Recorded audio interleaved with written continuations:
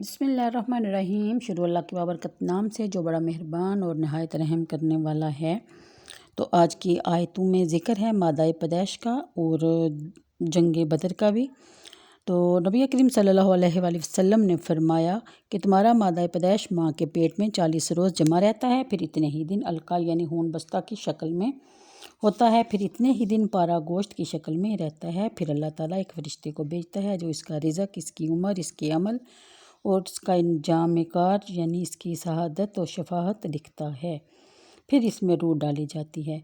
تو اس کا مطلب تو یہ ہوا کہ جو ہم کرتے ہیں یا جو ہم نے کرنا ہے یا جو ہم جنتی ہیں یا دوزخی ہیں، اس کا فیصلہ تو پہلے ہی ہو چکا ہوتا ہے، کیونکہ نبی کریم صلی اللہ علیہ وسلم فرماتے ہیں تو اس کی قسم جس کے سوا کوئی معبود نہیں، آدمی جنتیوں کیسے عمل کرتا ہے یہاں تک کہ اس کے اور جنت کے درمیان میں ایک ہاتھ بھر کا فرق رہ جاتا ہے تو کتاب سبقت لے جاتی ہے اور وہ دوزخیوں سے عمل کرتا ہے، اسی پر اس کا خاتمہ ہوتا ہے اور داخل جہنم ہوتا ہے، اور کوئی ایسا ہوتا ہے کہ وہ دوزخیوں سے عمل کرتا ہے یہاں تک کہ اس کے اور دوزخ کے درمیان ایک ہاتھ بھر کا فرق رہ جاتا ہے اور پھر کتاب سبقت لے جاتی ہے اور وہ ایسے عمل کرتا ہے کہ وہ جنتی ہو جاتا ہے۔ تو اللہ تعالیٰ کرم کرے ہم سب پہ، اللہ اپنے پیارے محبوب کے صدقے ہم سے نیک عمل ہی کروائے۔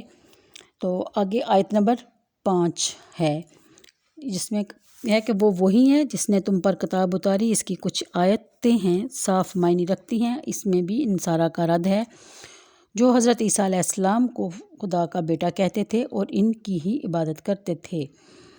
آیت نمبر 6 یعنی یہ وہ کتاب ہے جس میں کوئی احتمال اور اشتباہ نہیں۔ نمبر 7 یعنی وہ دوسری کتابیں ہوں گی جس میں کوئی رد و بدل کیا جا چکا ہے یا کیا جا سکتا ہے، جس میں حرام و حلال ہوا کسی پر بھی عمل کیا جاتا ہے اور وہ گمراہی چاہنے والے ہیں۔ آگے ہے کہ یعنی گمراہ اور بد مذہب لوگ جو ہوائے نفسانی کے پابند ہیں۔ آیت نمبر 13 ہے کہ وہ پختہ علم والے، یعنی یہ ان لوگوں کے بارے میں ذکر ہے کہ جو اپنے رب پر پختہ یقین رکھتے ہیں اور کہتے ہیں کہ ہم اس پر ایمان لائے۔ حضرت ابن عباس فرماتے تھے کہ راسخین فی العلم ہیں وہ لوگ، یعنی کہ مجاہد سے مروی ہے کہ ان میں سے ہوں جو متشابہ کی تعویل جانتے ہوں۔ حضرت انس بن مالک نے فرمایا کہ راسخ فی العلم وہ باعمل عالم ہیں جو اپنے علم پر متبع ہوں، یعنی اپنے علم پر عمل بھی کرنے والے ہوں۔ ایک قول مفسرین کا یہ بھی ہے کہ راسخ فی العلم وہ ہیں جن میں 4 صفات ہوں: تقویٰ اللہ کا، تواضع لوگوں کی، زاہد دنیا سے، مجاہدہ نفس کے ساتھ۔ کیا خوب بات کہی، سبحان اللہ۔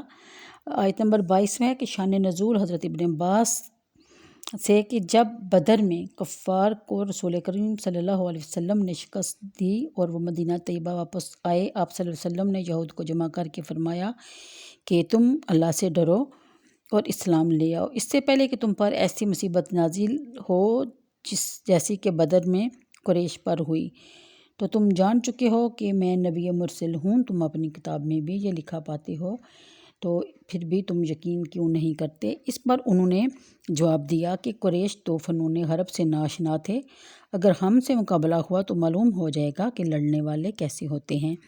اس پر یہ آیت کریمہ نازل ہوئی اور انہیں خبر دی گئی کہ وہ مغلوب ہوں گے اور قتل کیے جائیں گے اور گرفتار بھی کیے جائیں گے، ان پر جزیہ بھی مقرر کیا جائے گا۔ چنانچہ یہ سب خبریں ان کو پہلے ہی دی جا چکی تھی اور ایسا ہی ہوا۔ نبی کریم صلی اللہ علیہ وسلم نے ایک روز میں 600 کی تعداد کو قتل فرمایا اور لاتعداد گرفتار بھی کیے۔ اہل خیبر پر جزیہ بھی مقرر فرمایا گیا۔ سورہ آل عمران کی آیت نمبر 11 ہے جو کل الذین کفروا سے شروع ہوتی ہے۔ اس کے مخاطب یہود ہیں، بعض کے نزدیک تمام کفار اور بعض کے نزدیک مومنین بھی ہیں۔ آیت نمبر 24 ہے کہ جنگ بدر میں ایک جتھا اللہ کی راہ میں لڑا، یعنی نبی کریم صلی اللہ علیہ وسلم اور آپ کے صحابہ، ان کی کل تعداد 313 تھی اور جن میں 77 مہاجر تھے، 236 انصار تھے اور مہاجرین کے صاحب رایت حضرت علی مرتضیٰ تھے اور انصار کے حضرت سعد بن عبادہ رضی اللہ تعالیٰ عنہ تھے۔ اس لشکر میں 2 گھوڑے، 70 اونٹ، 6 زرہ، 8 تلواریں تھیں۔ اس واقعہ میں 14 صحابہ شہید ہوئے، 6 مہاجرین اور 8 انصار۔ کفار کی تعداد 950 تھی۔ ان کا سردار عتبہ بن ربیعہ تھا۔ ان کے پاس 100 گھوڑے، 700 اونٹ اور بکثرت زرع تھی اور بے شمار ہتھیار بھی تھے۔ تو آج کے لیے اتنا ہی، آگے پھر انشاءاللہ بات ہوگی نئی آیت جس کا جو بھی عنوان ہوگا وہ آپ کے سامنے پیش کیا جائے گا۔ تو مجھے دیجیے اجازت، دعاؤں میں رکھیے یاد رمضان کا مہینہ ہے، ہر روز اپنی دعاؤں میں 5 وقت کی نمازوں میں مسلمانوں کو یاد کیا کریں اور ان کے لیے دعا کیا کریں۔ اللہ تعالیٰ اس وبا سے ہماری خلاصی عطا فرمائے۔ ان اللہ علی کل شیء قدیر، بے شک وہ ہر چیز پہ قادر ہے، اس کے کن کہنے کی دیر ہے۔ شاید ہماری کسی کے دعا مانگنے سے، ہاتھ اٹھانے سے ہمیں اس وبا سے نجات مل جائے، تو ہم سب کو یہ دعا کرنی چاہیے، اللہ رب العالمین ہمیں اس وبا سے نجات دلائے، آمین ثم آمین۔ اللہ حافظ۔